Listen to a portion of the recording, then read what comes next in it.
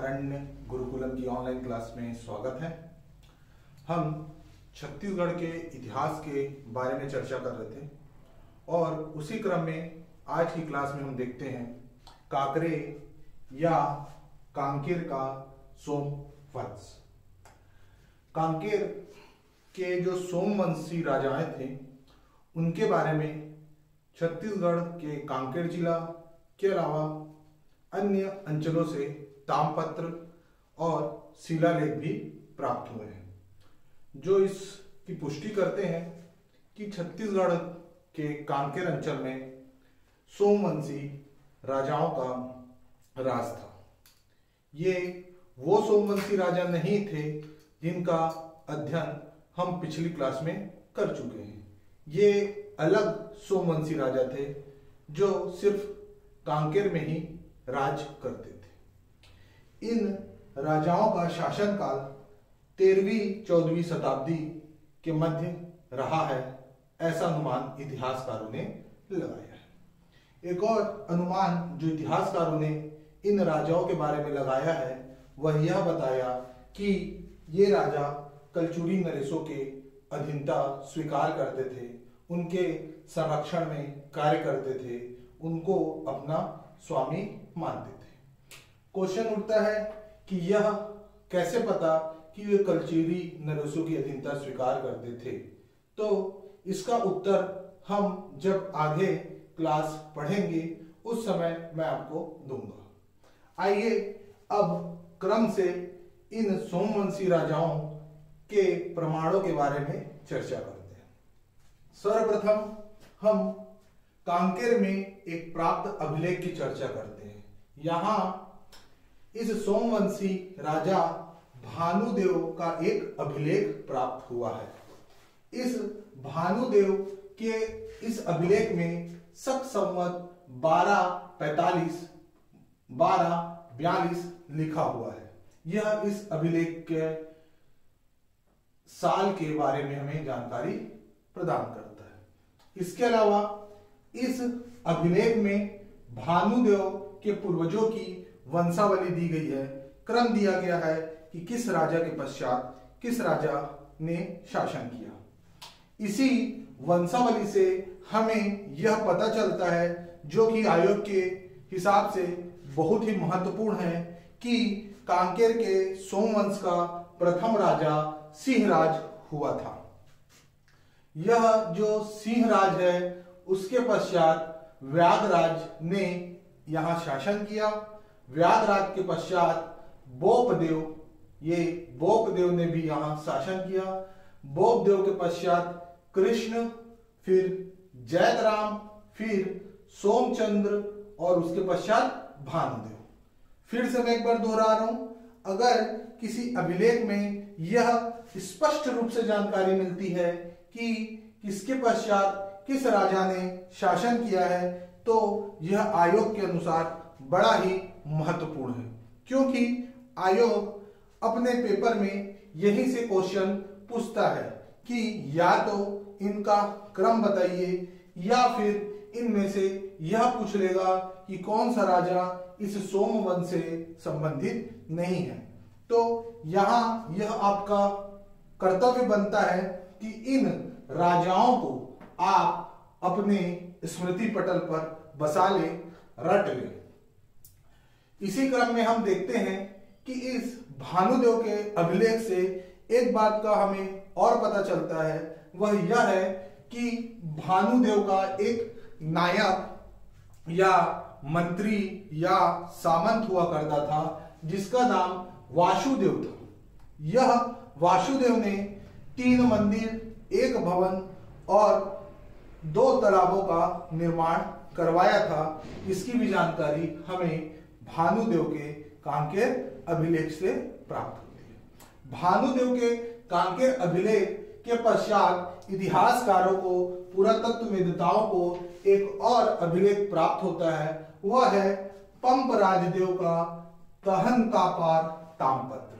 यह तहनकापार बस्तर जिले में स्थित है और इस स्थल से 2 तामपत्र प्राप्त हुए हैं, जिसमें कलचुरी संवत 965 और कलचुरी संवत 966 लिखा हुआ प्राप्त होता है।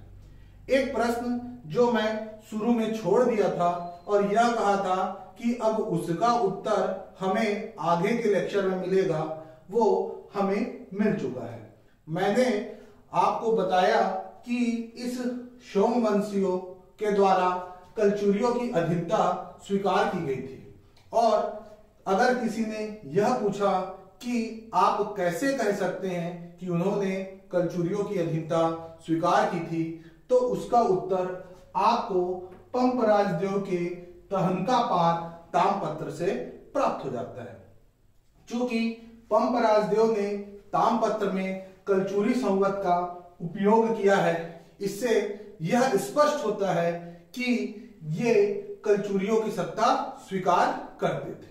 चूंकि कलचुरी भी इन्हीं के समकालीन थे और इसी समय कलचुरी भी छत्तीसगढ़ पर अपना शासन कर रहे थे, अतः यह स्पष्ट होता है कि कांकेर या काकराय का सोमवंश कलचुरियों की सत्ता को स्वीकार करता था, उनके प्रभुसत्ता को मानता था। इसी तहनका पार ताम्रपत्र में हम आगे चलते हैं और यह देखते हैं कि इनमें भी एक वंशावली दी हुई है, भले ही वो छोटी वंशावली है। इसमें दी गई वंशावली के अकॉर्डिंग यह पता चलता है कि पंपराज के पिता सोमराज थे और सोमराज के पिता बोपदेव थे। ठीक है, पंपराज पिता सोमराज, उनके पिता बोपदेव। और जब ये बोपदेव आया तो थोड़े देर पहले ही हमने एक और बोपदेव की चर्चा की थी। यह बोपदेव हमें भानुदेव के कांकेर अभिलेख में मिला था।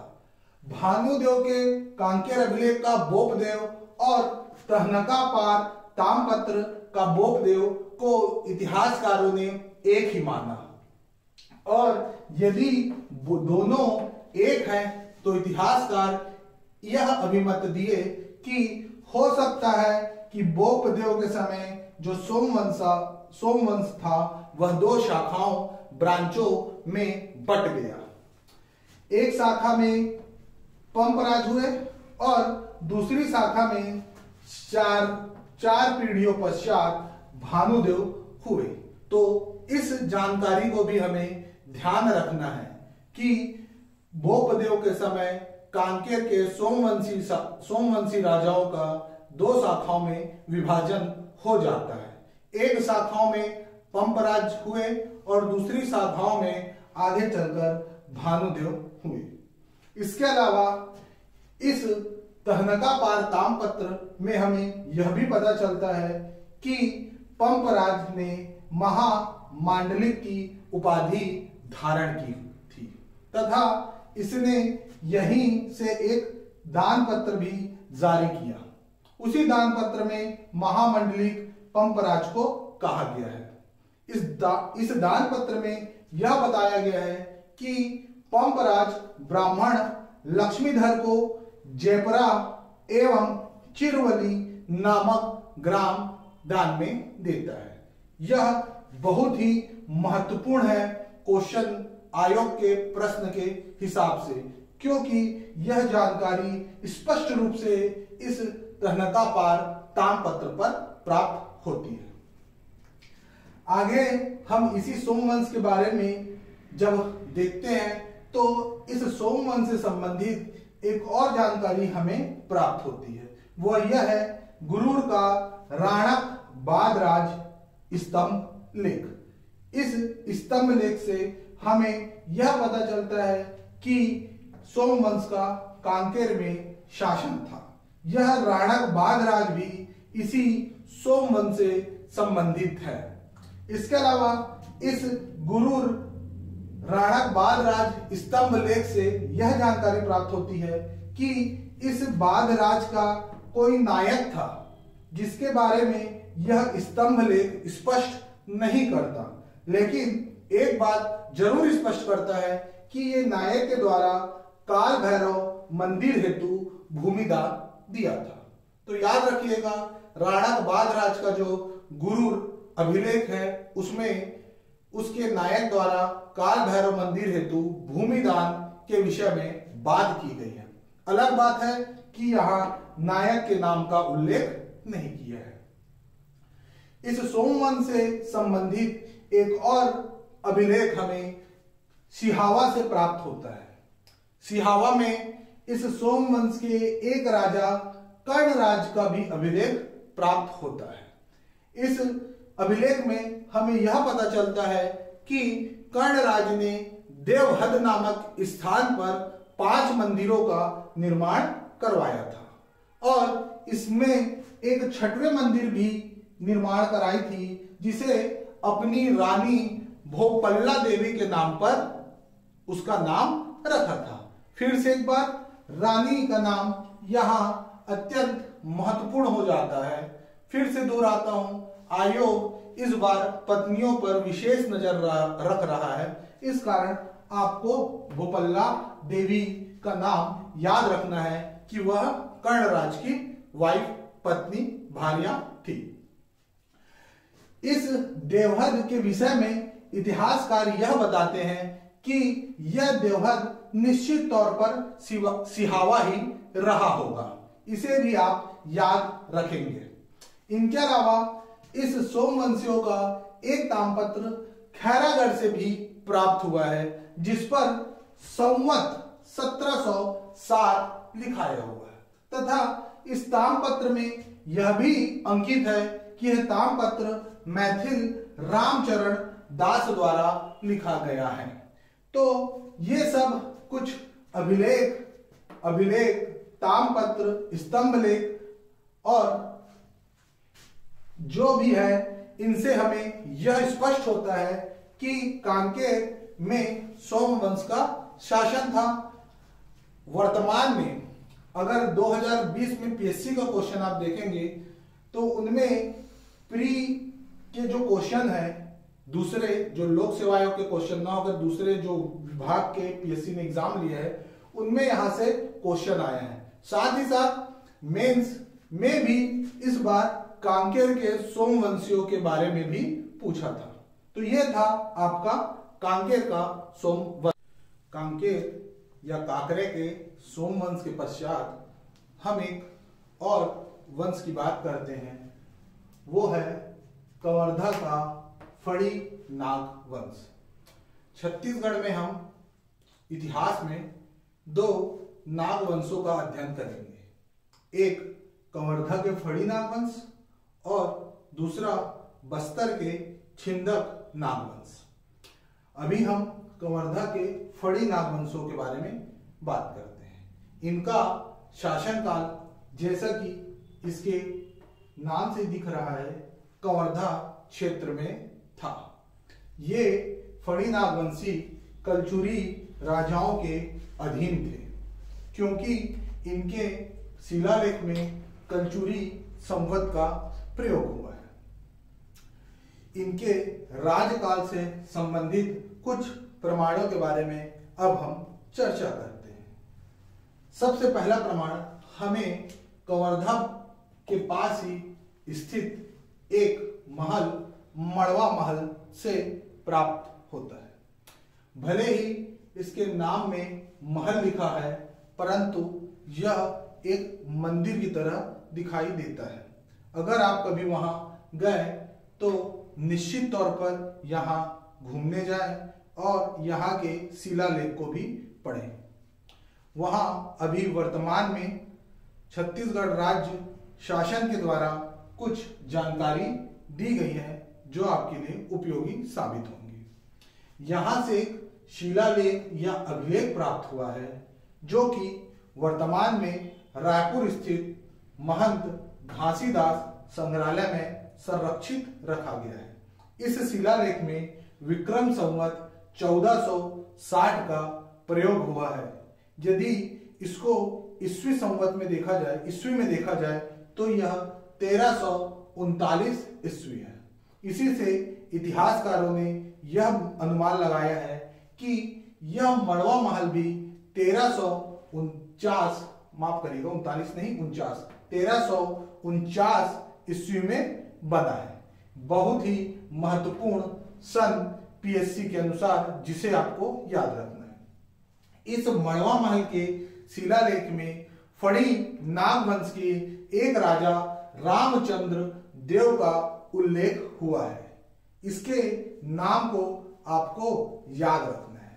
इस अभिलेख या शिलालेख में यह बताया गया है कि रामचंद्र देव के द्वारा एक शिव मंदिर का निर्माण हुआ है तथा इतिहासकारों ने इस शिव मंदिर को ही मड़वा महल माना है। कवर्धा के पास चौरा ग्राम में ही यह मड़वा महल स्थित है। इस मड़वा महल के बारे में बहुत सारी डिटेल में चर्चा करेंगे जब हम छत्तीसगढ़ के पर्यटन स्थल के बारे में पढ़ेंगे। अभी तो यहाँ आपको केवल इतना जानना ही महत्वपूर्ण है कि रामचंद्र देव के द्वारा 1349 ईस्वी में मड़वा महल का निर्माण किया गया था। इसके अलावा इस मड़वा महल में इस फड़ी नागवंशियों से संबंधित एक वंशावली प्राप्त होती है, जिसमें इन वंश के 24 राजाओं के नाम का उल्लेख है।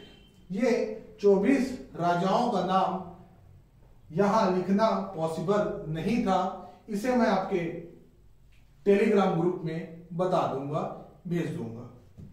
इसके अलावा इस मड़वा महल शिलालेख या अभिलेख से इस फड़ी नागवंश के संबंध में एक और बात पता चलती है, वो है इनके मूल पुरुष के बारे में।